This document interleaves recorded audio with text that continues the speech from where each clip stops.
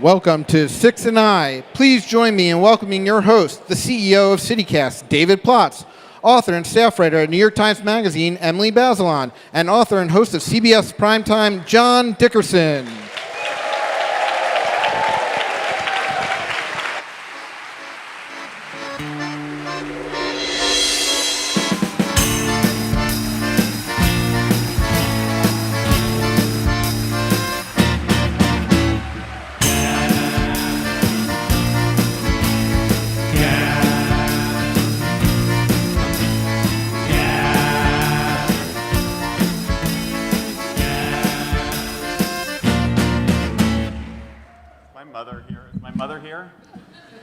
Yes. What? You're making her do admin?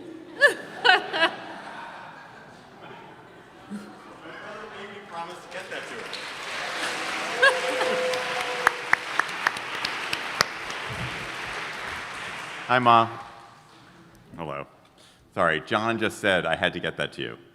I had to print it In for front you. of Not me, many his hundreds brother. of people, it was really necessary. His brother, Absolutely. John, not me. Hello, it's so great to see you all. It's so nice to be back. We were here. Did you guys know we were here 1 year ago? 1 year ago tomorrow. And it was probably a Wednesday night. We were here 1 year ago this effective day, and I hope some of you are back. But it's, if you have not been to a live Gabfest before, here's some lessons. You are part of the show.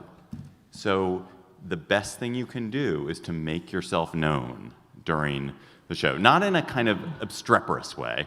We did once, didn't we once here have somebody who was super obstreperous? We I did. mean, you want us to tell tales on our past fans? That seems questionable as a beginning. But So this is the first Gabfest in which the word obstreperous has been used twice in the first 2 minutes. Those of you who are here who are studying for the SAT, you can count this as study time. In any case, please make yourself known by loud laughter at John's dad jokes and oohs of amazement at Emily's insights and heckling me as needed. So, and with loud clapping for guests, for example, or anything that you think is worthy of it. And there'll be one moment in the beginning in particular when it's kind of obvious that you should be cheering so that the folks at home who are listening, the 200,000 people who are going to listen to this, are jealous of you and jealous of the good time that you had. So please make yourself known. And also, we do make mistakes occasionally. So it's possible we'll make a mistake and we'll pause. And we'll do it again, or try. Yeah. Are you guys ready? Yeah. I'm just thinking about all the mistakes I've made I can't fix. Sorry, go ahead. Can we get our music, please? Hello, and welcome to the Slate Political Gabfest. June 29th, 2023, the live in Washington, D.C. edition.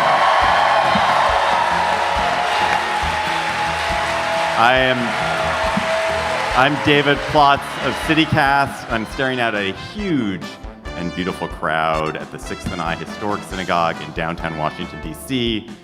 A bigger crowd, I would note, than Ron DeSantis can get in New Hampshire, and probably not so angry. To my far left, the only gentleman left in America, a journalist whose questions are as tough as his heart is tender, John Dickerson of CBS Primetime. Hello, John.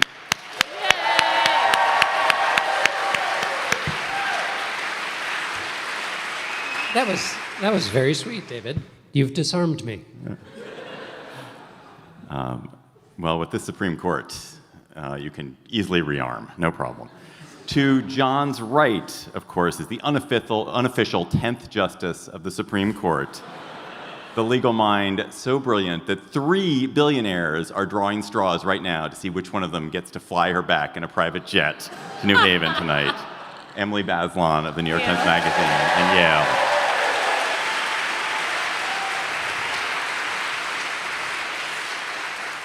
This week on the Gabfest, we will talk to the most exciting new Democratic politician in the country, Maryland's own Governor Wes Moore.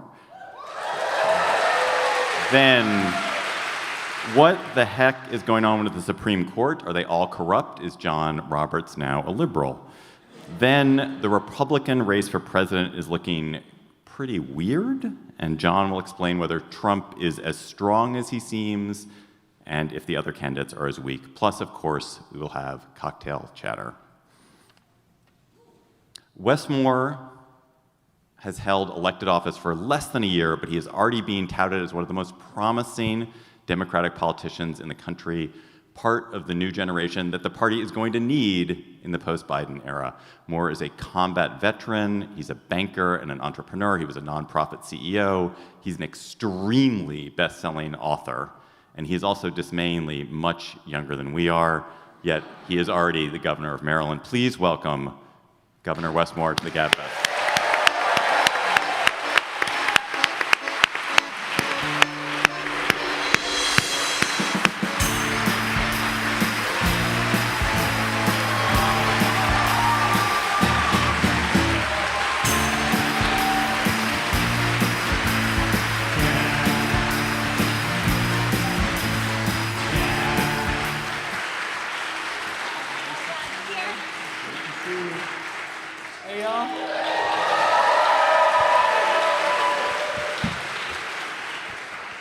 This is great. I'm so excited. We're so glad you're here. Thank you. Thank you. Hey, guys, how y'all doing? So, Governor, thanks for joining us. It's my pleasure. You played football, but I'm going to start with a softball. So you... that was good. Thank you. This is your He tries. This is your first elected office after you had a long and really varied professional career. You've done a lot of different things. So how is being governor worse or better than the other jobs you've had, and how is it different? Oh, wow. I mean, first, I'm literally the governor of the best state in this country. And I mean that with all my heart. And, you know, and I think about this job. I love this job. When people ask me, they're like, you know, so what made you want to get into politics? And I was like, I didn't. I wanted to be governor. Because governor is such a unique role, because you really do get to set the agenda. You know, it's not just about the budget, it's about the bully pulpit. It's about how exactly can you kind of set the direction that you want the state to move in. And I remember when I was thinking about one of the moments that I actually really thought about running for governor. I was running one of the largest poverty-fighting organizations in the country, and we were working for 6 months to get a former governor to make an adjustment on the child tax credit, because the child tax credit is just proven to be one of the most effective ways of actually fighting child poverty. And we were saying this is what you should do on a statewide level. I literally said you should put this in the state of the state. I literally wrote the line that he should have included in the state of the state. And I get an advance copy of it, and there's no mention of the child tax credit, and there's no mention of child poverty in the state of the state. So I'm a little upset. I call up my head of public policy, and I'm ranting. And then when I finally took a breath to pause, he said to me, he said, we worked for 6 months to try to get them to include a line in the speech.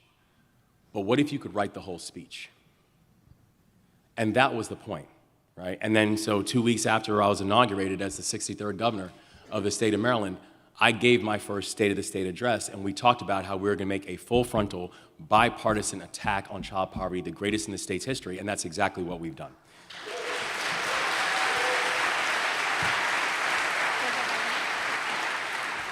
So, fighting poverty is really important. You are very committed to it. It is not ordinarily the first line in becoming a candidate who crosses party lines, who's seen as having bipartisan appeal. It's treated often as being more of an appeal to a kind of niche set of liberals. How do you address that? How do you articulate a vision that moves beyond Democrats, something I think you've talked about trying to learn from Deval Patrick, but also staying true to these values, which obviously are core to your personal and political self? You know, I think that it really is consistent with how we campaigned in the first place. You know, we ended up, when I first started running, we were literally polling at 1%. In fact, I joke, and it's actually not a joke, it's true, where I was at 1% and I'm not voting was polling higher than Wes Moore in our first poll. It's true. But we ended up winning with the largest margin in 40 years and with more individual votes than anyone who would ever run for governor in the history of the state of Maryland. But the thing that I always say is this: we didn't do that because we just won Democrats. We won independents, we won a good chunk of Republicans, and really part of that's the reason because we went everywhere.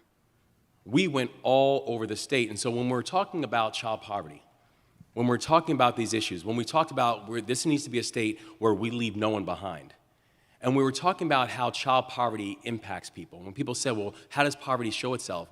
And I said, in every way. It shows itself in the air people are breathing, and the water they're drinking, and the schools they're attending, and the way they're policed. We would go out into Western Maryland and the Eastern Shore, and they would look back and say, that's me too.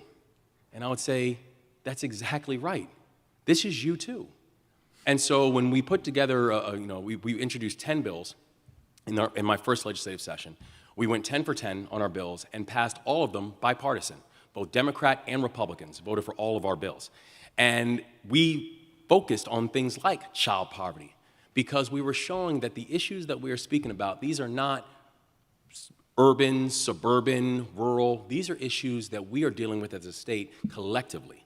So the only way we're going to be able to address it as a state is collectively. So I think we've been able to show that you can, if you're willing to make the case, if you're willing to go everywhere, if you're willing to be data-driven and heart-led, you're going to go ahead and translate into communities that oftentimes you might initially think won't be with you, but they'll be your loudest cheerleaders to go and get the work done once you make your case. Governor, you've had to set the heading for organizations.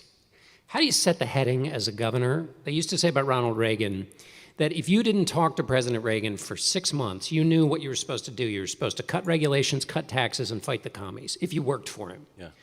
So if somebody who works for you doesn't get a chance to talk to you, Yeah. what are the 3 things they know Governor Moore's sent me off to do?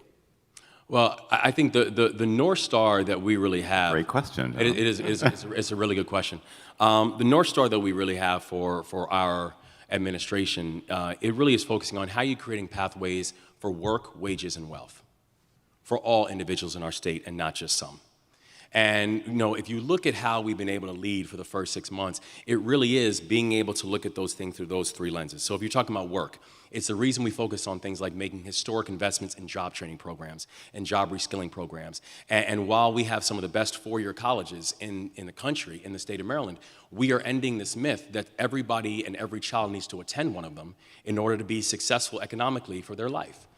When we're talking about things like work, it means being able to remove these arbitrary barriers that, particularly for people like returning citizens and those who are coming home, removing the arbitrary barriers that in many ways is making every sentence a life sentence.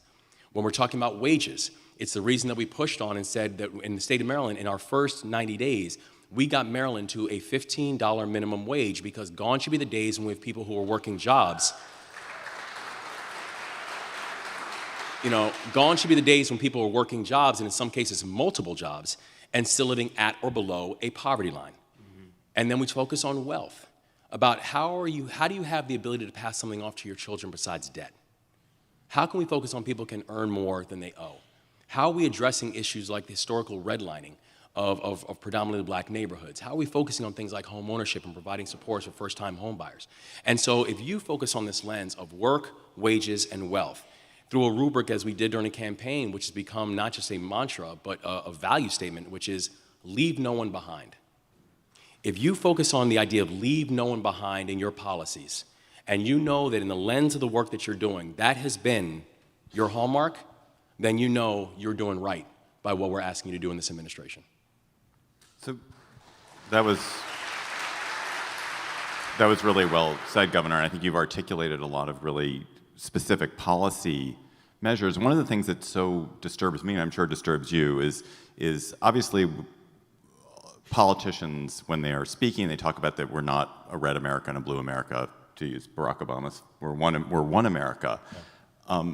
But the America we're living in feels so divided and it's so toxic. You ran and you crushed in the governor's race, an extremely right-wing candidate. And people are questioning the very humanity of people who have political beliefs that are contrary to theirs. So if you believe we're one America, but do you believe we're one America, first of all? But how do we start to bridge the truly terrible chasm, which is getting wider and wider and wider every day? Yeah, when I first started running, and you're right, we had a candidate who we ran against who would consistently talk about patriotism. And I let him know how bothersome it was, because I said, I've seen patriotism up close and personal. Where, I had the honor, I led soldiers in combat with the 82nd Airborne Division. And I come from a family of patriots because I come from a family of ministers and teachers and operating engineers and postal workers and people who built this country with their hands. And so I refuse to be lectured by someone about patriotism whose definition of patriotism was putting on a baseball cap and asking people to join him on January 6th. That's not patriotism. That patriotism means being willing to sacrifice and being willing to serve the people next to you and your neighbors. And you cannot claim that you love this country when you hate half of the people in it. And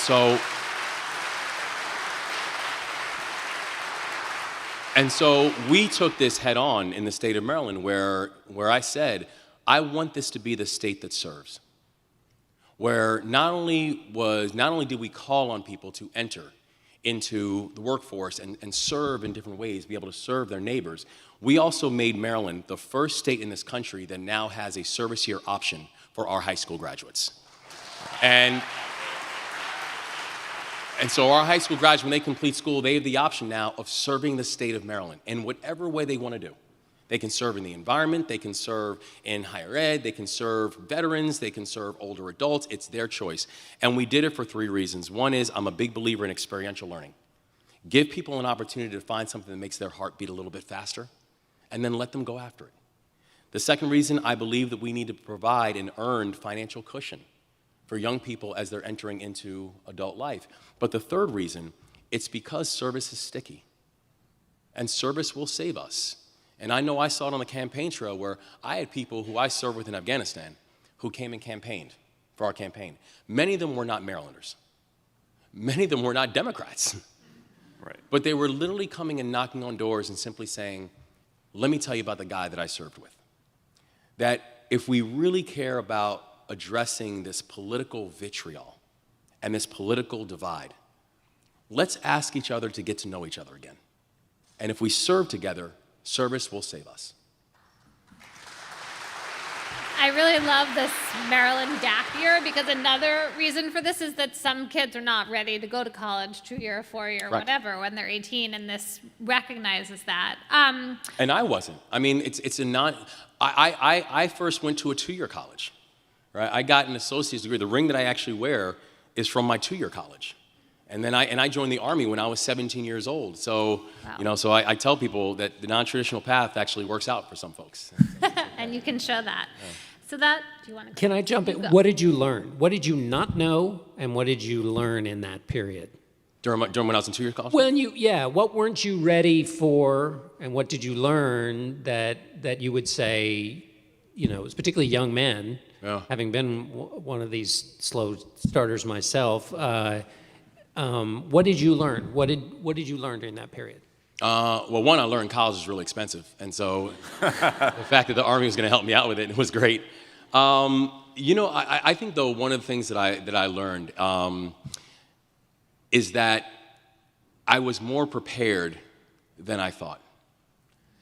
And I think prepared for can then be filled in with however you want to fill it in with, whether it was prepared for higher ed, prepared for a workforce, prepared to enter into the world, is that having that foundation, having that basis, having that time to really discover who you are and the thing that you're good at, was something that I think was really important. You know, when you look at the way we look at traditional education, and again, it's the reason that we are pushing so hard in the state of Maryland to make sure that traditional opportunities that have not historically been available to just a person with just a high school degree, that we are going to open these opportunities up. Because there are more people that if we can just focus on a measure of preparedness and give them an opportunity to find that path, they are going to find it. And they're going to find a way to be able to get there.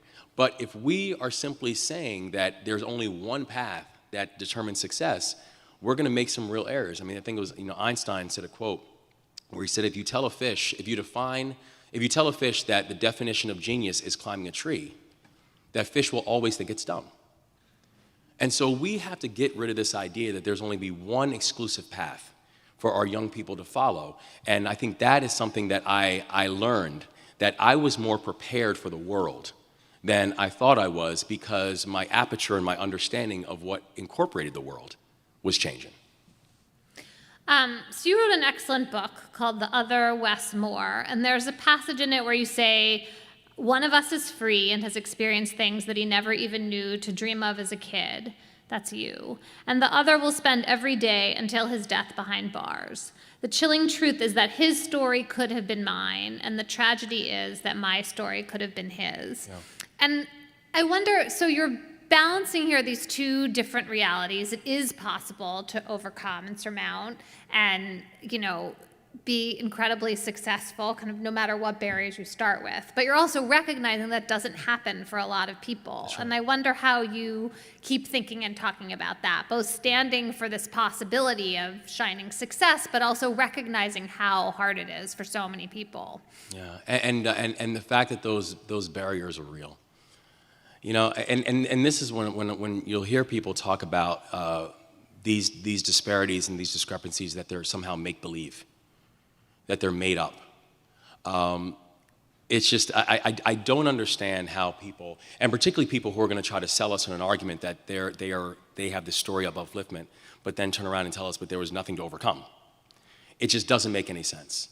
The reality is that stories like mine and journeys like mine, where I was a kid, I watched my father die in front of me when I was 3 years old. I watched my mother not get her first job that gave her benefits until I was 14. I watched how, I was 11 years old when I felt handcuffs on my wrists. And I also watched how now I'm standing there as the 63rd governor of the state of Maryland and the first African-American elected governor in the history of the state. And people will sit there and say, well, it just shows that anything is possible.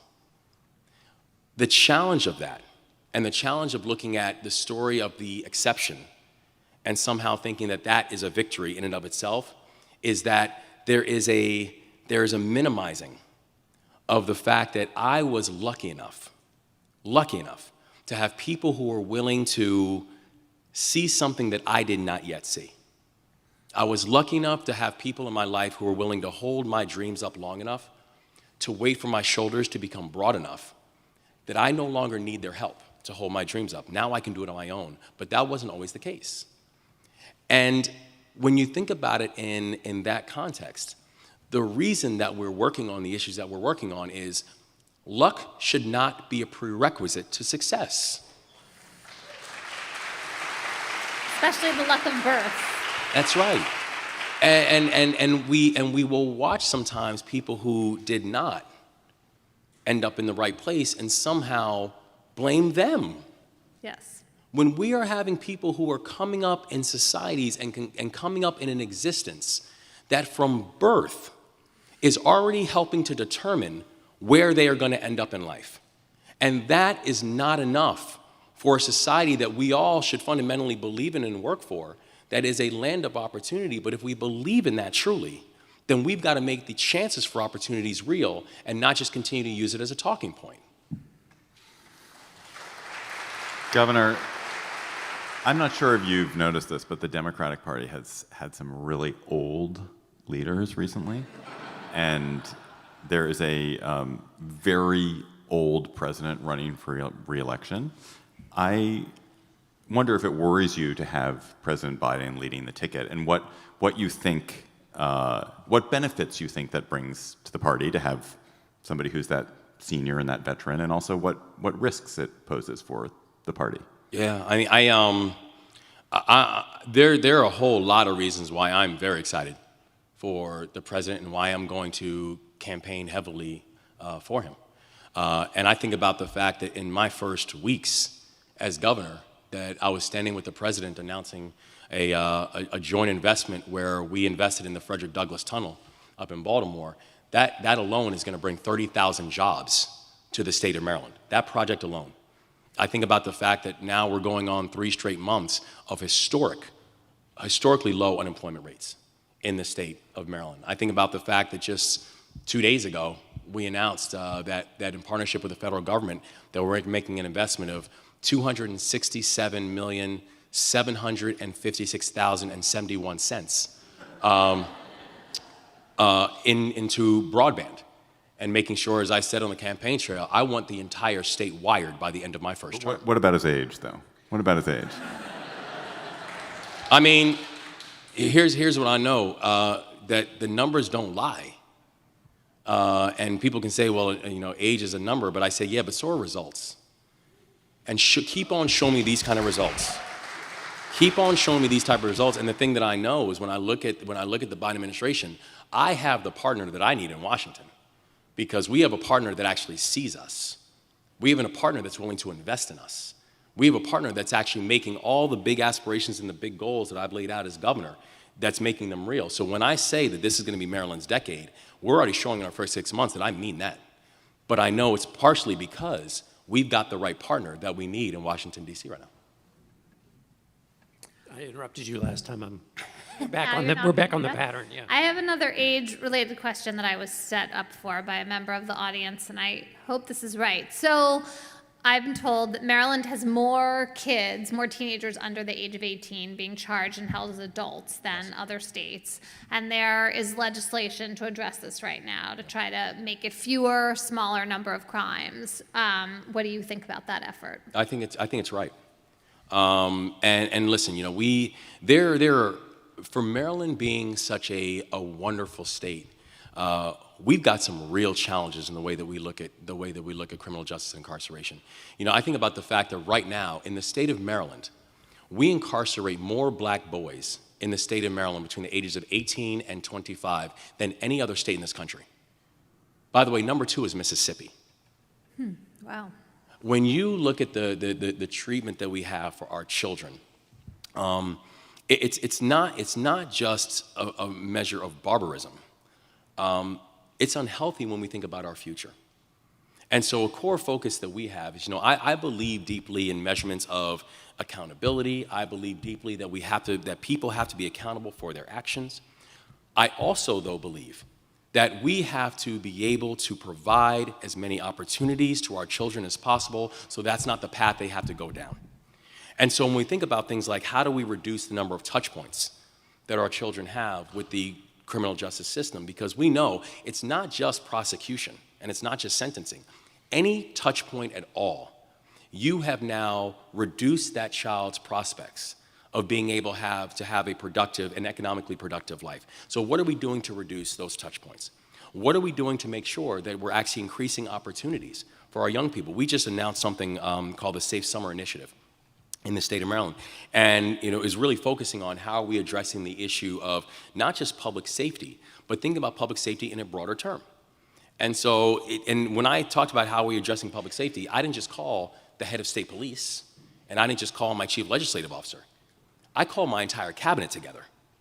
And we've now put together a platform that not only are we investing now $5 million going into our Department of Juvenile Services, but really thinking about an entire wraparound platform that includes something called Thrive 25, which is identification of the 25 juveniles who we know have the highest probability of either being victims or perpetrators of violent crime within our state, and saying, how are we going to wrap services around them to keep them and other people safe throughout these summer months? How are we making sure that we're actually making historic investments in our educational system? Because one thing you'd never see in juvenile justice systems or never see in adult prison systems are straight A students with 100% attendance, right? So we have to understand what are some of these root challenges also that are harming children, harming our communities, because we're never going to be able to arrest or militarize or sentence our way out of something that is a much larger challenge. You can do both accountability and supports at the same time and not make it this false choice that oftentimes politics forces us to make.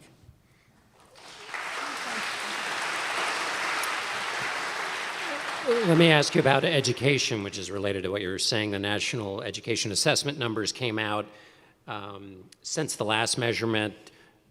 Across the United States, down 4 points in reading, I think 9 points in math. Compared to 10 years ago, it's down even further. So how much of an emergency is the drop in scores that were a result of COVID, which piles on top of what was already an emergency in education beforehand? Yeah. And what's your solution for that? Is that, I mean, when I hear you talk about incarceration, your Safe Summers initiative is dealing with the challenges of the moment, but some people could say, well, the way you deal with that challenge is have universal pre-K. In other words, you start way back earlier in the life of a resident of your state. So where do you, give me your sense of the emergency in education, and where is your entry point to solve it with the most impact in the limited time you have? Yeah, it's, so the crisis is real. I think the problem is we haven't treated it as such. You know, and the only way you're going to deal with a fundamental breakdown is a fundamental buildup. And we have to appreciate the fact that these challenges that we are facing, that our children are facing, they are dire and they really do require emergency circumstances. And so that means all the various elements that we know and are proven to work, we have to be able to invest in and support. You know, as a leader, I am very data-driven. And I know that the data continues to show that we've got to start earlier for our children. That 80% of brain development happens in a child by the time that child is 5 years old. So why we have children starting school at 5 makes absolutely no sense. We've got to make sure that we're starting earlier and having pre-K for every child in need. We've got to make sure that we're doing a better job of being able to recruit educators, and specifically educators of color, inside of our classrooms. You know, it's the reason that one of the bills that we introduced and got passed bipartisan was something called the Teacher Shortage Act of 2023, which was incentivizing teachers not just to come, but to stay inside of our classroom, addressing this dire teacher shortage that we continue to see inside of the state of Maryland. It's a reason that we made historic investments in things like community schools and P-TECH platforms, which is combining the private sector, is now working with K-12 systems and also community colleges.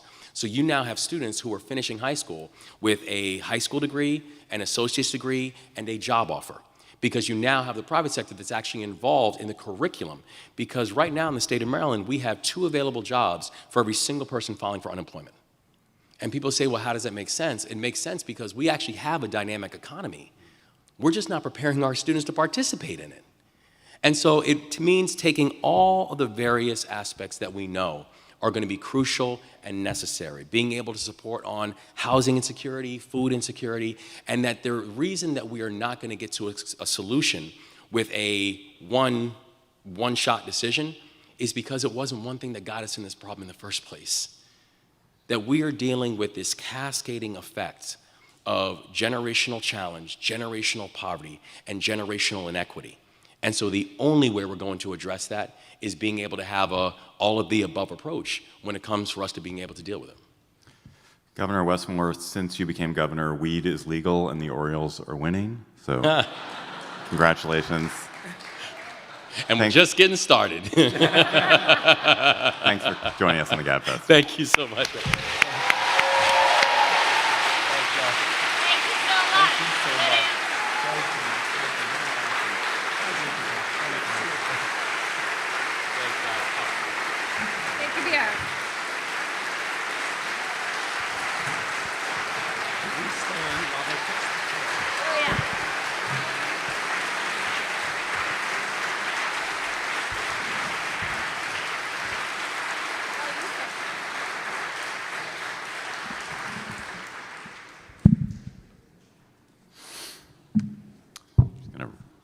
Rearrange for a second here. I'm going to have 2 microphones. It's like double fisting, but microphones, not drinks. Wow, that guy is impressive. Wow. Good job, Maryland. Nice job voting. Slate Plus members get bonus segments on the Gabfest and other Slate podcasts, and this week's bonus segment will be questions from our audience here at 6th and I. To become a member, go to slate.com/GabfestPlus. Emily, the Supreme Court. I've heard of it. It's in the home stretch. It's in the home stretch, the month-long window before the billionaires' private jets swoop in and carry them off to yachts and mountain resorts, and they're just issuing big decisions every day. So we're waiting for the ruling that will bar affirmative action in higher education. That will come next week. Well, maybe tomorrow. Maybe tomorrow. Continue. Okay. This week, we had the resounding decision in Harper versus Moore, which rejected the so-called independent state legislature doctrine. And this follows another case where the conservative judges teamed with the 3 liberals to protect the Voting Rights Act, or part of the Voting Rights Act. So let's start with Harper versus Moore. What was the ruling? Why is it significant? The ruling is that the Elections Clause in the Constitution does not give exclusive and independent authority to state legislatures to set the rules concerning federal elections. That was sort of an obvious proposition until a few years ago, and this idea of this theory that there's an independent state legislature power in the Constitution, which means that only the legislature in state government can make any decisions about election law. And the genesis of this is the 2020 election. Pennsylvania in particular had these questions about whether mail-in ballots that technically violated the statute could be counted, and the Pennsylvania Supreme Court invoked the Pennsylvania Constitution to count some ballots. And former President Trump and allies said this was wrong, and then this led to this whole idea of like, should the Pennsylvania court be making these decisions in the first place? And it seemed when the court took this current case from North Carolina, like, well, why would they take the case if they weren't trying to shake up law in some way? And in the end, they issued a decision that's all about stabilizing the status quo and really cutting off one important avenue for people who want to gin up conspiracy theories about the election. And so it was important for that reason. It was a 6-3 decision. It does leave open a window into federal court review of state court decisions in a way that there's been, I think, an interesting divide about how important that part of the decision is. I do have to say one technical irritating thing, which is that part of the dispute... That's the love language of our listeners. Exactly. They're so excited for this. Exciting. So one of the key disputes is whether this case was moot, right? Whether the court should not actually be rendering any decision at all, because when they took the case, there was one decision from a more democratically or more liberal-oriented North Carolina Supreme Court about the redistricting maps in North Carolina. And then the voters of North Carolina elected a more conservative, Republican-oriented set of justices who reversed the earlier ruling. And so why would the Supreme Court be rendering a decision about this first ruling when it had been reversed? And there's a line in the news coverage in the New York Times this week that says that the Supreme Court's decision will have no impact on North Carolina's maps. That's what mootness is. You're supposed to be able to show that when a court does something, it has some effect. And one of the main points in Clarence Thomas's dissent, and he's dissenting for himself and Justice Alito and Justice Gorsuch, is this case is moot. And I gotta say, for that part, I personally was completely on board with their argument. And I think, look, what was going on here was that the court took this case when it was a live dispute. They heard it, they briefed it, they were writing their opinions, they'd invested all this time and energy, and it's a really important set of questions to answer. Like, the democracy will be healthier for the court having weighed in this way, and so they just decided to go ahead and do it. But that's not what they said. They made up a long set of much more kind of legalistic, technical-sounding arguments, and I just don't buy that part of it at all. Have they ever done that before? Never, John. No, they have been doing this. I mean, in some ways, courts and the Supreme Court, you can pick lots of examples of this. And these preliminary questions, whether parties have standing, whether the case is moot, whether it's ripe, whether there's jurisdiction, nobody's really interested in that stuff. I even tend to skip that part. But if you are making up, if you're making up those rules as you go along, then it creates, and also, when courts decide questions that it doesn't look like they really procedurally should be deciding, they're actually taking more power unto themselves, right? Because if there's no justiciable dispute, no dispute in which you can see, like, oh, we're redressing this injury from these people, then what are you doing? You're just issuing an advisory opinion. That's not how the American judicial system is supposed to work. And doesn't it undermine every other time you say something is moot? Because before, mootness was not something that you took into account. Yeah, it makes it seem very pick and choose. Anyway. So, Emily, there was the Indian child welfare case, which was decided in a kind of liberally direction. There was the Alabama redistricting voting rights case. There was Harper v. Moore, this case. There's a case sort of respecting the Biden administration's authority over immigration. So is Chief Justice Roberts a liberal now? Is that what's happened? Is Justice Kavanaugh actually, sort of the best friend of Justice Sotomayor? They're ideological buddies? And does the Louisiana case go into the list that David?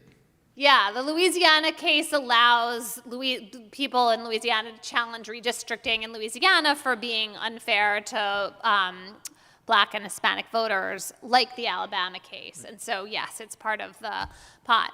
So, no, I don't think John Roberts is a secret liberal or has really changed his orientation at all. I think he and Justice Kavanaugh, and to some extent Justice Barrett, are picking their battles, right? I mean, the cases that have not come down yet are about the Biden administration's power to cancel federal loan repayment, student loans. Don't have it. They don't get it. Right, we'll see. Affirmative action, you already called that one. Whether religious objections to serving same-sex couples in Colorado is like something. Valid. Yeah. Yes. Yep. Right. So, and then there's there are a couple others. And so one thing that Roberts has really been pretty amazing at, with maybe the exception of last year, is creating the impression that everybody's winning and losing at the Supreme Court. That no matter your partisan position, the team you're rooting for, the ideological result, you're going to get some wins. And this term so far has been shaping up in this direction. And if what you're concerned about is the country sees the court as a radical force that is drastically out of step with the American public, this is a really important development. And it does seem like Roberts has allies, because he's no longer the swing fifth vote. He has to also get at least Kavanaugh, if not Barrett, on board. And that's what's happening. So these decisions are about institutional repair. I think so. I mean, sometimes I think, why do they care about this? Because they all have this power no matter what, pretty much, right? Like the 9 of them are not going to be dethroned tomorrow because people get really angry with them. And yet, I think there is this sense that it's vital to the institution to have some sense of the American public having some faith in it. And the fact that the court's public approval ratings are at its lowest ebb since Gallup started keeping track, and the ethics problems they're having with Justice Thomas and now Justice Alito, all of that is pushing in a direction that you would want to try to compensate for. And I also think you can make a principled set of distinctions about, for example, the Voting Rights Act cases, like why Roberts, even though he opposed, when he was a Justice Department official, he didn't want this interpretation of Section 2 of the Voting Rights Act, but that was when he was in a political role.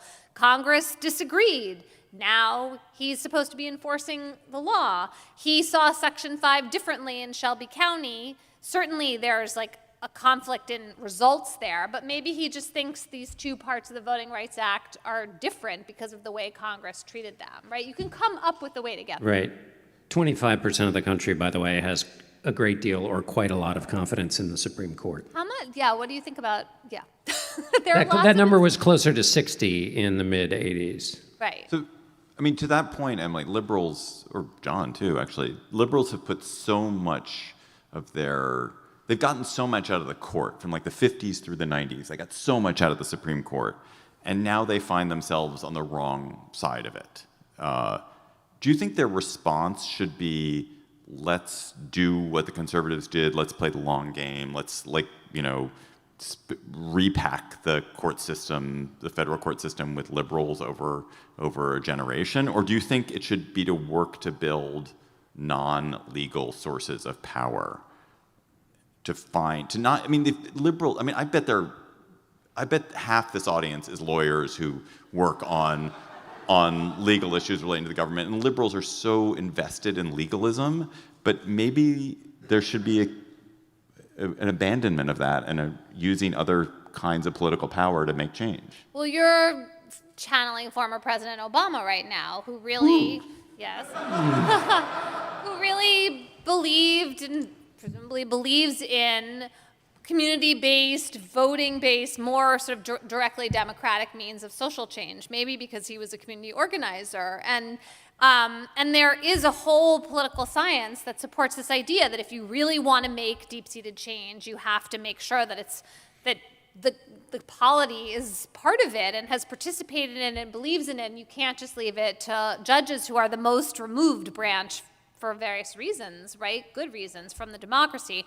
And there's a really good example of this in same-sex marriage, where there is a combination of democratic measures, state court measures, then lower federal court decisions, and they all took turns and played a role, and the polls shifted, and then the Supreme Court weighs in Obergefell, and that's a real contrast to Roe, where you have a kind of national federalized constitutional right to abortion when the states are just starting to change their criminal laws that maybe preempts this democratic discussion, and now is happening with abortion. And it's possible that if you're someone who believes in abortion access, that eventually will land in a more deeply rooted place. However, we may not land there for the entire country, and so there always are trade-offs. And the one reason why advocates on both the right and the left care so much about the court is that with one ruling, they can make such dramatic national change. And also there's lots of other stuff to fight about other than just what gets to the Supreme Court. Think about all the courts that knocked back the 60 frivolous lawsuits about the last election. None of those got to the Supreme Court. And fortunately, there were people who were trained enough in the law on both sides of the ideological spectrum who were sufficiently talented in the use of reason to knock back the foolishness. So keep your job, all of you lawyers. So, Emily, one of the things I love asking you about is you're so prophetic. You're like the oracle at Delphi. I never make any correct. So, but in this particular way, you do. I periodically ask you, like, what are the big issues, the kind of legal themes that are coming up? And you identified, of course, the challenge to Roe that was going to come a couple of years ago. I think you identified that the independent state legislature case was going to come and be a big deal. So what is the next set of major thematic legal issues that the Supreme Court is going to deal with in the next term or two? Yeah, that's a great question. I think that we're in the middle of a lot of more litigation about abortion and guns and affirmative action. So there's the mifepristone case bubbling through the courts right now. That is like an enormous issue for access to the abortion pills and the authority of the Food and Drug Administration. Then this affirmative action ruling, I think, is going to open a lot of questions about race-neutral alternatives for admissions that aren't settled.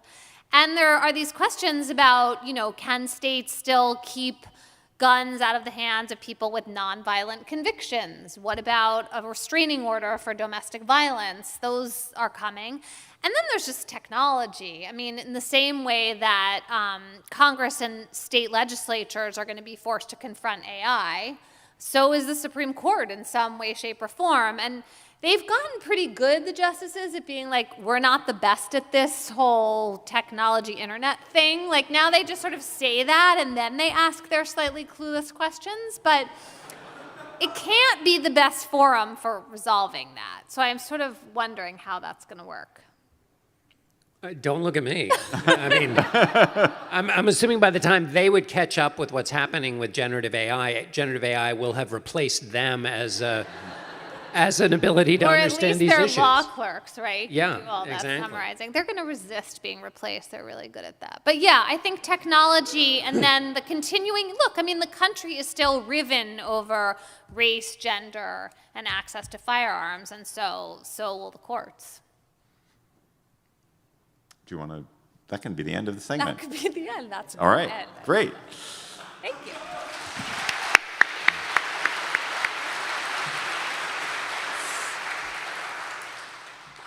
Since the cavalcade of indictments began this spring, Donald Trump's poll numbers with Republican voters have jumped. So he now has a pretty clear majority, or about a majority, that wants him to be their presidential nominee. Ron DeSantis has failed to ignite. He's dropped almost 10 points to Trump in the past couple of months. And none of the parade of other Republican candidates has broken out at all. All of them are polling in the low single digits, if they can even be polled at all. So, John, let's start with DeSantis, who, I was sure at this point that he was going to be the de facto nominee, and clearly that is not the case. What's his strategy? Why is he doing so poorly so far? Well, I think he's doing poorly. I mean, it's a very weird environment. You have a front runner. I mean, it's very hard to talk about this race like we're talking about a normal race. It's like one candidate is the front runner, and then there's the challenger. But we're talking about, it's like watching a chess match and saying, well, the king takes rook, and that's happening. But the chess match is taking place on the Titanic. You mean the deck is going like? Yes, I mean, well, in a sense, yes. But on the other hand, the deck is actually quite straight. I mean, the Titanic metaphor is that you have a twice indicted, twice impeached frontrunner of a party who has proved himself by the judgment of the three most senior people in the party, McConnell, McCarthy, and Pence, judged himself to be unfit for the job he aspires to, based on his actions on January 6th. McCarthy would like to take back that he Yes. ever said that. That's true, but he's on the record. And he's on the record at the moment of his most acute personal fear, which was the day that they were coming to get him. That he expressed this view that the president was responsible not just for, and this is an important thing about what McCarthy said, was not just that he was responsible for the events of January 6th, but that he was responsible for doing things to repair that he then never did. Okay, that person is winning it going away. That's the weird thing. So when you say, like, what's the challenger not doing to affect the front guy? Well, he's running in this crazy race where the indictment took the oxygen away from a chance for these alternative candidates to play. And then how do you make inroads as a challenger? You pick issues that you try to break open either as issues themselves, where there's a constituency that cares, abortion would be one of them, or they become symbolic issues that you can then break down the other person. None of those seem to work with former President Trump. I mean, the polling, even people who don't agree with him on all these qualities, nevertheless Republican primary voters, nevertheless want him to be the nominee. I mean, we haven't polled but I swear if you asked people who held the view that they do not want a president named Donald Trump would lead that group by 60-30. I mean, he just has this impervious, including they think he should still be the nominee if he's convicted. So how do you run against that? And also, DeSantis has not shown himself to be a nimble, talented politician. Now, but that's not, people may forget that there was a period where Barack Obama was considered a total failure when he first launched as a candidate. And it was like, oh, well, everybody thought he had promise, and he gave the 2004 speech, and then he patiently did the work in Iowa, and then, of course, he became the president that he became. So it's, under the normal circumstances, it is possible for a candidate to do the patient work in the states, but we're not in normal circumstances. I just don't understand how you can beat Donald Trump without challenging the idea that he should be the president and that it is bad to be under indictment and worse to be convicted. Well, and DeSantis had a very strong argument, which was basically, I've gotten stuff done, people are flocking to my state, and I have the ability to do things, whereas the front runner didn't do any of the stuff that he wanted to do, and he's a chaos agent. And that if you're going to make an argument, I mean, you can. So Christie's making a similar argument, but Christie's not the sitting governor of a very popular Republican state. DeSantis has a good hand. And look at this list of very conservative, ultra-conservative accomplishments of mine. A 6-week abortion ban. I'm having this huge fight with Disney. I just think that's a weird one. Yeah, it is a weird one. All of his, well, still, like all the parental rights, critical race, like there's a list of these things that were designed to appeal to the Republican primary voter and are not breaking through. So that's what makes me think it has to turn into an attack on Trump. But the thing is, there's not a lot of appetite for attacks on Trump. One of the things we see in the polling is that candidates who have attacked Trump fall in stature. That you have to find a way, this is again how weird it is, you have to find a way to tear down the front runner in a race where tearing down the front runner is the worst thing you could do.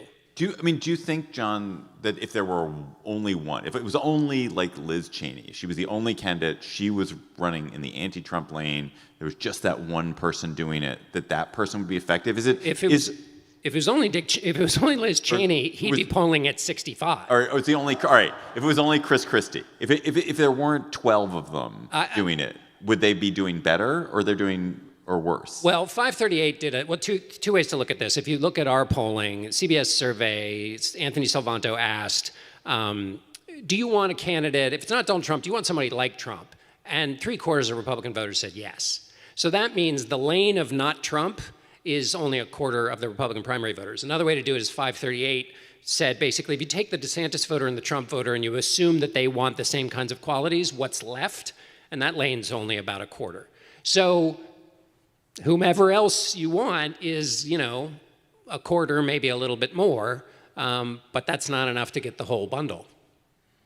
I feel like the conundrum that you've laid out just makes me think they're all going to lose to him no matter what. It doesn't matter what crimes he's indicted for, how these legal cases against him go. We're supposed to imagine that the dynamic is still up for grabs and it's way too far out to know, but it feels, I just don't see how they break that lock. I don't either, and the thing is, a lot of us made mistakes at various times in the 2015 and 2016 period by saying, for example, in South Carolina, there's no way somebody with the personal record and the kind of distant relationship with Christianity that Donald Trump had will do well in a state where 70% of the primary voters are evangelicals and who voted overwhelmingly for George W. Bush when he actively says during a debate that George W. Bush should have been impeached for Iran. Like, that's likely, surely that will hurt him in South Carolina. So you could be as wrong. What is everybody certain about, including me, that he's got this powerful lock over the party? So what is the way in which, let's stipulate that we're always wrong. Dewey defeats Truman, et cetera. So how could we be wrong? Right, Run in that what experiment. way? Where's the path for wrongness? How could we be wrong? And I haven't quite figured that out. I have a familiarity with being wrong, and so it is not foreign to me, but I don't know how you do it. Another thing that's interesting about these numbers, you look at the most recent indictment. One of the things that was argued in 2016 is that people said, well, if voters just knew about Donald Trump, there's no way he would have won. And my feeling was always, what did people know about him, basically? They knew about the Access Hollywood tape. They knew about the the behavior they had seen in front of them, and they voted for him anyway. If you look at the indictment, the saturation, everybody knows about the indictment, and they know what he was indicted for, and they think a majority of voters, and even a big number of Republicans, think that it was a very bad thing for him to have this stuff, and his numbers went up. It's not lack of knowledge about what Donald Trump has been up to that would change his standing. So if you were DeSantis' campaign manager, or maybe you would pick another candidate, what would you do? If I were DeSantis' campaign manager, they seem to have access to $200 million, and I would try to get like a 10% deal on that. That would be my number one. What would you do to defeat Donald Trump? You want to win the Republican primary. Who's your horse, and how do they run the race? I have no idea. I mean, DeSantis is now kind of running the race I thought he should run, which is running on this competence, and I'm not a chaos agent. I can do all these things, and yet it is, as John says, it makes no difference. Trump is immune to it. And I mean, I sort of like wonder if I'm living in some kind of simulation or something at this point. I don't know. What would you do? I think I would try to blow up conservative media, because I feel like that's so much of the What do you mean blow it up? Just change it, not actually blow up any buildings, just to be clear. Change it in some way, invest a huge amount in some kind. I mean, you can't do that as the candidate. And I don't know what you do as a candidate. Well, but think about, sorry to interrupt, but think about what happened with the 2020 election. Remember all the things that were in the Fox filings. Yeah. They were reacting to the voters who were all like, no, the election was stolen. And they're like, no, it wasn't. So in other words... Yes, I'm imagining that Fox is creating the dynamic, but actually it's a feedback loop at this point. I mean, I think this is hopeless, but actually when I think about what's wrong with American life, and no offense to all of you here, I think it's that people are too interested and too invested in politics, and that it's too much of their group identity, too much of their tribal identity is wrapped up in politics.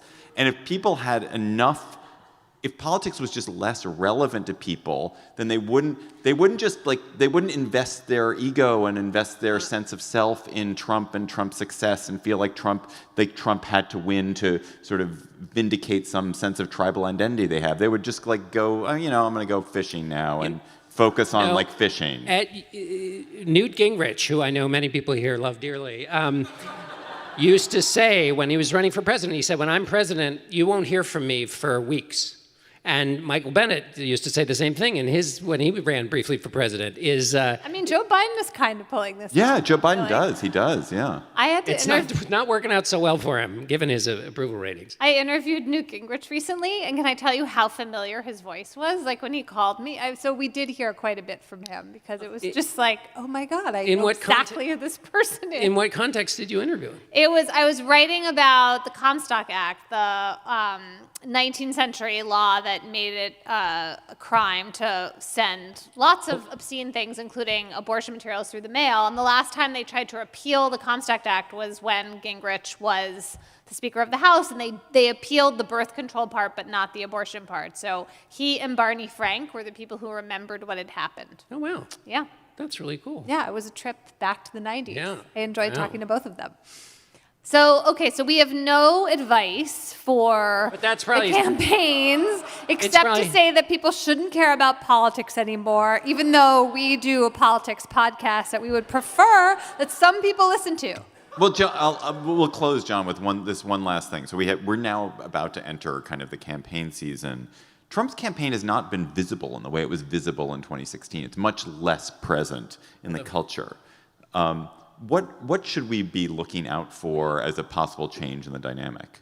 Well, the biggest thing is probably a debate. But when you say it's not as present in the culture, I think I know what you mean. But I mean, the indictment definitely got a lot of coverage. Isn't that because the media is trying not to give it wall-to-wall coverage? Yeah, and also, but I think his rallies aren't the same kind of carnival circus. Everyone has to be there. There are lines, a day-long line to get in. And people didn't protest the indictment the way there was some expectation of. Not en masse. Is that not true?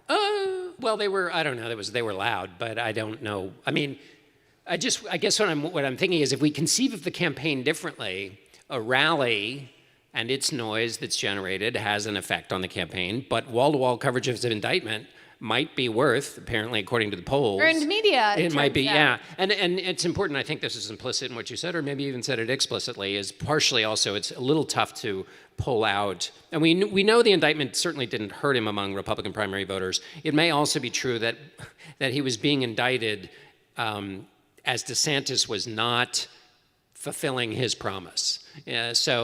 So he may be benefiting from the indictment a little bit, but he may also be benefiting from just DeSantis, losing share in the vote.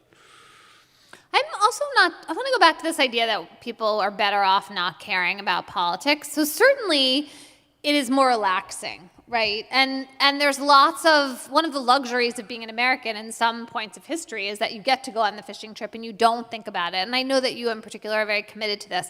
But I always... Hate fishing, though. Yeah, right. But the general, mood.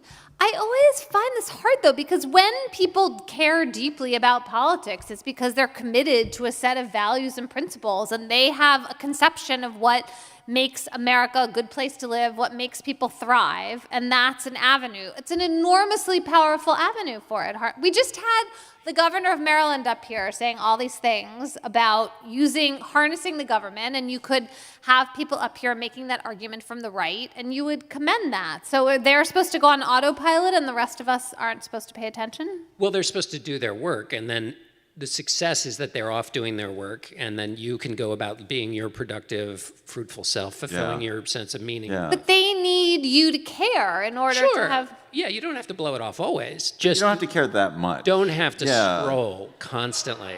Oh, I feel like scrolling is, like those Scandinavian countries where they do vote, but nobody besides Everybody voting, votes. they don't do anything. They're just they wait for the nice school to be built, and it all works. But they're very homogenous and they have a lot of money. Okay. I feel like this is not realistic. It's I think the final question is the one that Rich Lowry of the National Review put, which is essentially the challenge to the Republican Party is that the Republicans are growing more attached to a candidate who is getting harder to elect, and whether that is in fact true. Because the head-to-head polling, which means... harder to elect in the general election. Yeah, thank you. We'll see. The general election polling doesn't mean a great deal right now, except as a signal. You could imagine if you were screening for general election voters, you would imagine that Donald Trump's indictments would affect that, if what Rich Lowry says is true, and it hasn't really. They're basically even, Biden and Trump. So the question is whether that's true, or whether Trump, whether this, his solid position in his own party is basically true in the general as well. All right, let's go to cocktail chatter. John, when you were sucking down that beer, what are you going to be chattering about? Where'd it go? Oh, hold on. We have to consult. You go. The machine. Oh, I found what I wanted, though. There it is. So my chatter starts on December 7th, 1853. You did this one. Music to You always ears. use that date. Are you accusing me of being formulaic? When the railroad workers of the Buffalo and State Line started to put 4-foot 10-inch gauge track on this inside the city lines of Erie, Pennsylvania, and when they started doing this, a cannon shot went off, and the people of Erie, Pennsylvania gathered around the town square. Some of the men were dressed as women, for which reason I will explain to you shortly. There were a series of strong speeches given, a lot of gesticulations, and then the whole damn crowd followed the mayor riding on a swayback horse down State Street when they met up with the rail workers and ripped the railway ties out of the ground. The men dressed as women did so in order to sneak up to the railway workers, and they tore up the tracks. Why did they do this? As you all know, it was very hard to get through Pennsylvania when you were moving from east to west in 1853. You could get from New York to Buffalo in 20 hours and never change a train. But when you went through Erie, Pennsylvania, if you're going from the eastern side of the state to the western side of the state, you had to go on 3 different trains. Why did you have to go on 3 different trains? Because they used different gauges on the tracks. The gauge is the distance between the 2 rails. Now, why was this a pain? Well, it was great for Erie because everybody had to get off of one train in Erie and then get on another train. Meanwhile, they could buy some snacks. Yes, precisely. What kind of snacks did they buy? They bought peanuts and pies. That's good. That's so much better than the Acela that I was on this morning. And I think the Wi-Fi was better than the Acela. Oh my too. God, don't get me started. Yeah. So boring. So that's exactly right. Erie required this crazy system of what was called brakes in the railway system. But, basically the people who were transporting the woolens and the produce and the sorghum and whatever the hell else they were trying to get from east to west did not like this. So the big railroad interests said, forget it. We're going to put one straight rail line right across this part of Pennsylvania. And the people of Erie did not like that. So they petitioned their lawmakers, and the Pennsylvania state passed a law, said, no, the gauge system of Pennsylvania has to retain, and you have to have these different gauges three ways through Pennsylvania. Sorry, guys. The railroad interests, who had the money, lobbied, got that knocked back. Then the railroad interest did something very smart, which is the contractors who'd built the railway, these 3 different railways, one of the main ones, the contractors had these bonds, and so the rich railroad interest just said, okay, we'll just buy the bonds. So they started to own the railway. They started to lay down the tracks, and the good people of Erie shot off the cannon, grouped together, went down, tore up the tracks. So why does this matter? Well, if they'd been able to run a train right past Erie, no more Erie, right? In fact, this later must have happened. This later, in fact, did happen. But not before the gauge war, which is what it's come to be known as, took place. And essentially what ended up happening is they're in Harbor Creek, which is down the street from, was 7 miles away from Erie, they got into this as well. And so they started to tear up the tracks and burn down the railway bridges. Now, if the train stops in Harbor Creek and you have to go pick up the train in Erie, that's about 7.5 miles. So people had to walk because all the train track in the middle was destroyed. So they had to walk. And one of the people who had to walk was Horace Greeley, the famous newspaper man from New York. And he said, and he started to fulminate in the pages of the paper about Erie, which was known at this point as the Shylock State, because they asked for a pound of flesh for people traveling through. And he in one editorial said he hopes that travelers avoid Erie until the grass shall grow in their streets, until her pie men in disrepair shall move away to some other city not inhabited by fools and ruffians.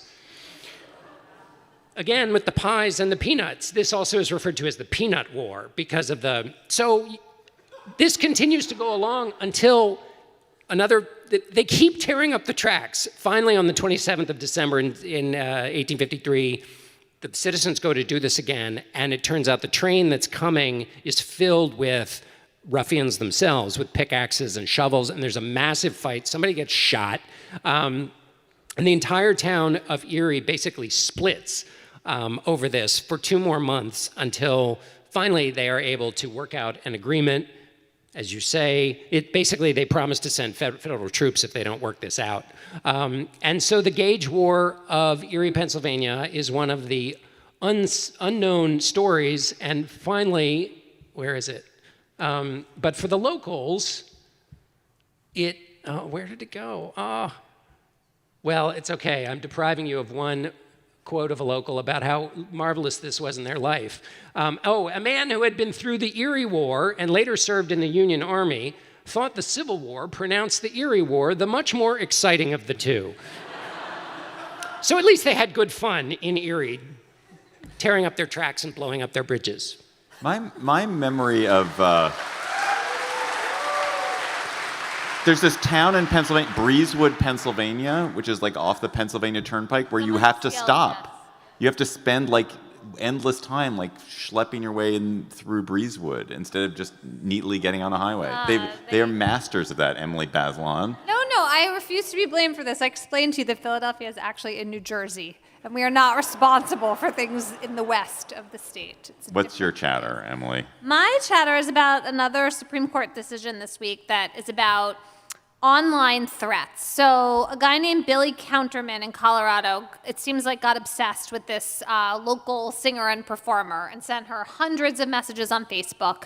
Some of them were innocent. Some of them were things like, oh, are you driving that white Jeep? And some of them said things like, die.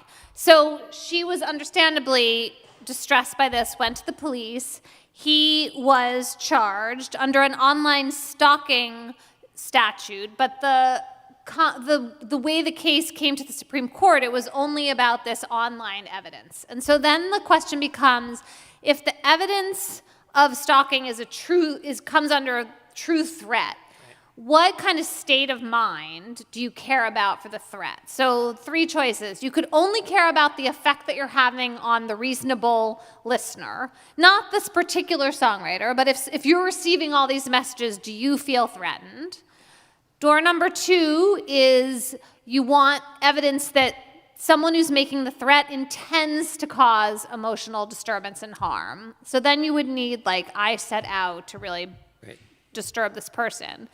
The Supreme Court chose neither of those options. They chose the middle door, number 2, where they said, we care about the state of mind of the defendant, but we're only going to say the state has to show that they were reckless, that they were disregarding the effect they were having in a reckless kind of injudicious way. And so the idea is, like, we still care about how you're thinking when you make the threat, but we're going to grab recklessness from libel law because it's not as hard to prove as intentional threat making, but it also leaves some space that that Justice Kagan, who wrote the majority decision, said is going to protect us from chilling too much speech. So there is some concern the court is showing here from the idea that people could get worried that they might be misinterpreted for making a threat, and so they would swallow their words in her words. And because we care so much about the First Amendment and free speech rights, we're going to try to make sure that doesn't happen by adopting this recklessness standard. That was a decision. You seem very skeptical. No, I mean, but it just seemed like some of the stuff he wrote was kind of harsh. Yeah. And it was pretty obviously threatening. It wasn't like his position on Marbury versus Madison. Right, and you can imagine, I think most of us experience this story through the person receiving the threats, and we don't care that much about the state of mind of the other person as long as you have, like, a reasonable reaction as opposed to a purely, I mean, there was another, I think, feminist concern here. I was emailing with Genevieve Laquier, who's a law professor, and one of the issues here is that usually, Genevieve was explaining to me, courts have talked about stalking cases being less concerned about the First Amendment because even though the evidence of the stalking is verbal or words, it's still stalking.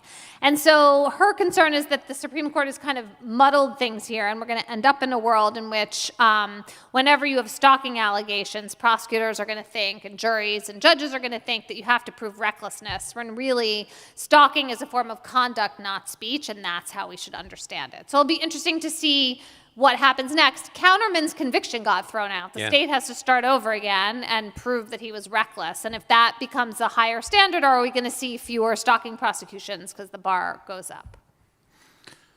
My chatter is I want to talk about a weird new phenomenon, or it might not be a new phenomenon that I have seen in American culture. And it starts with, I went to the Atlantis last week, which is the Atlantis, if you're a Washingtonian, as I am, is this new club that's been created next to the 930 Club. And what it is a faithful recreation of the old 930 Club. And if you grew up in Washington, as I did in the 80s, it was an amazing, the old 930 Club was this amazing subterranean institution. John, you probably went there.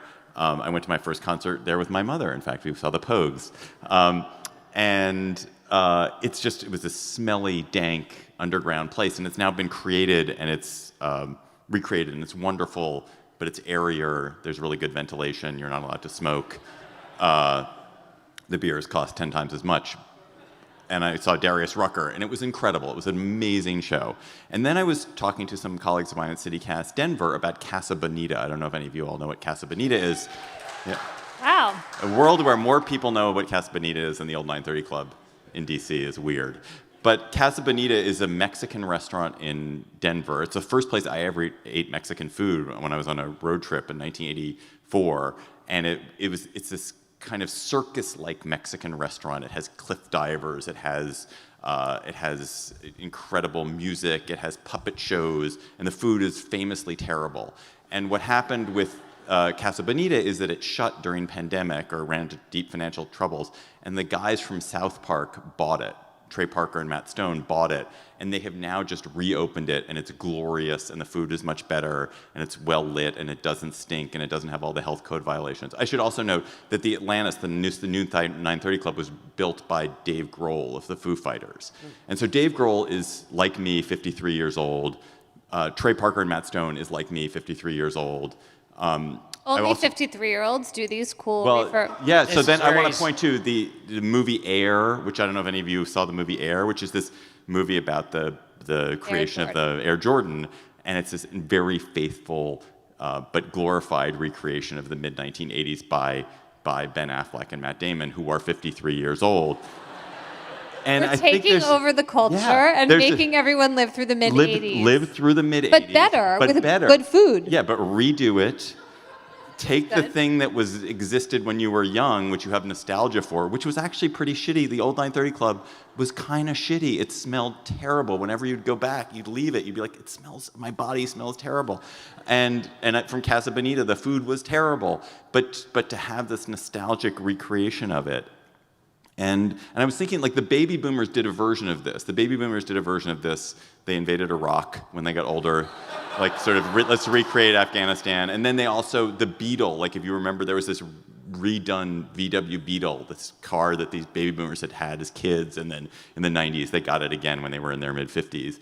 And so I guess you reach this certain point if you were like a white guy of a certain type, where you have enough money, you're Dave Grohl, you're Ben Affleck, you're Matt Stone, Trey Parker, and you think, well, yeah, let's rebuild it. Let's do it again. Let's do it again. Better a restaurant and a movie than a war, for sure. Yeah. Low bar. So. All right, now, dear listeners, we're going to quickly run our credits, but that's not the end of the show. Wait, you can cheer during the credits, when you do the credits. Then we're going to do a Slate Plus segment, which will be your questions, and then we'll wrap it up. So first, let me do the credits. That's our show for today.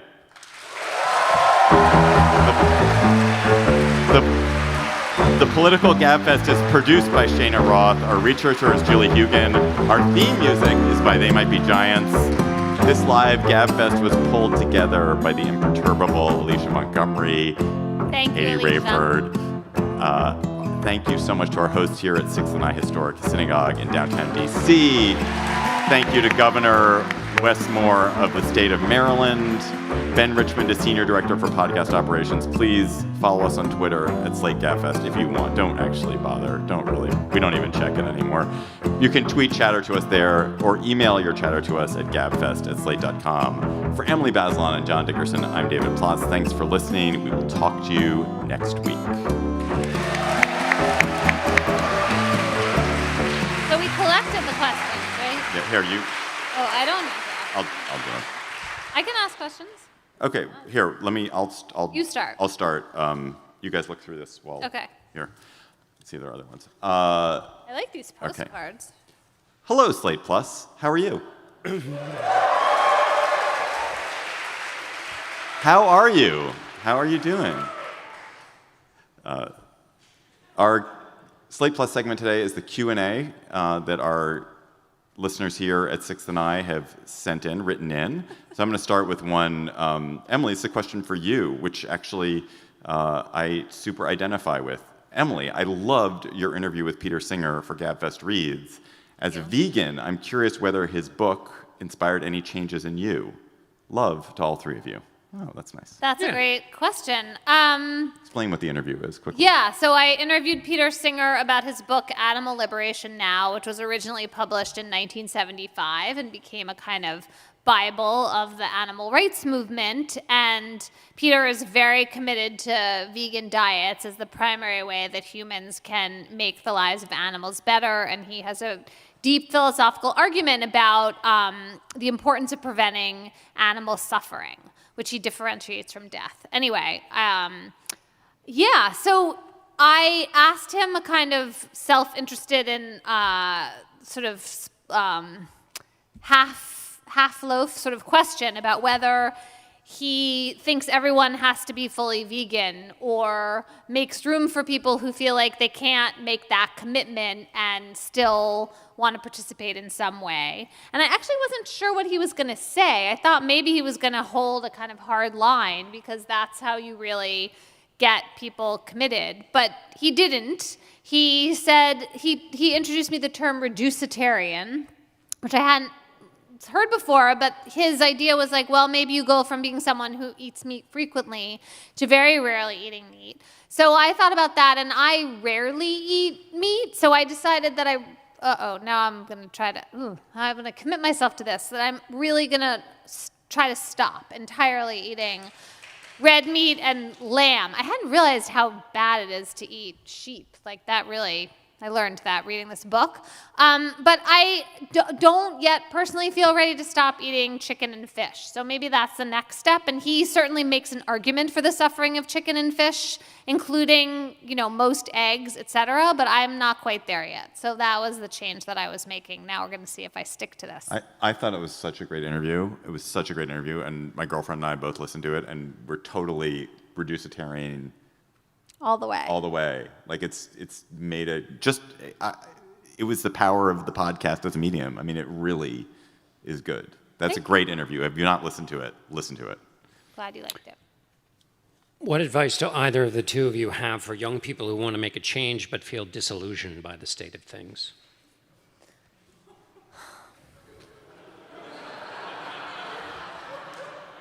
You go.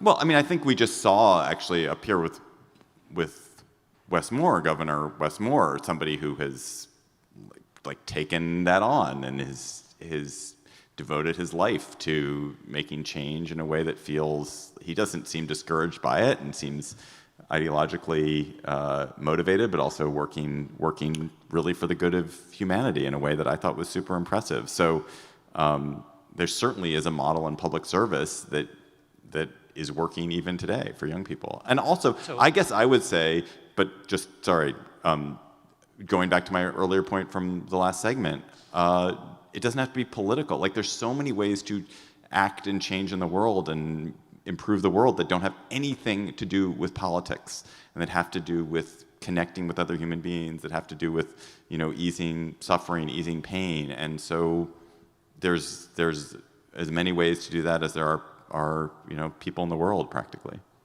Right.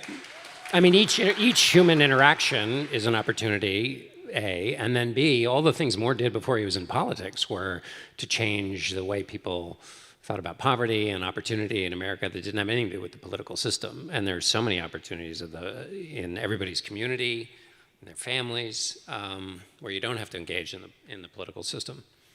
I would add that this can't be eating your spinach. Like, it has to be something you really enjoy. In order to stick with it and to really, I think, usually make an impact, you have to find something that grabs you. And so... Committed vegan isn't eating your spinach like a thing that you now take joy in, Emily? Well, Ooh. I actually really do love spinach. But I think mostly, when I was working on my last book, when my editor was trying to ask me to add more legal history, he would write spinach in the margins, which was very helpful to me. So I do have good associations with spinach. But you know what I mean. I think if you take this on in an obligatory manner, it doesn't usually take hold of your heart, and then you don't commit to it as much. And so it's really important to find something that you enjoy as well as something that has an impact. John, do you want to bring us home? I just asked that one. Oh, that was you? Emily, do you want to? Yeah. Let's see.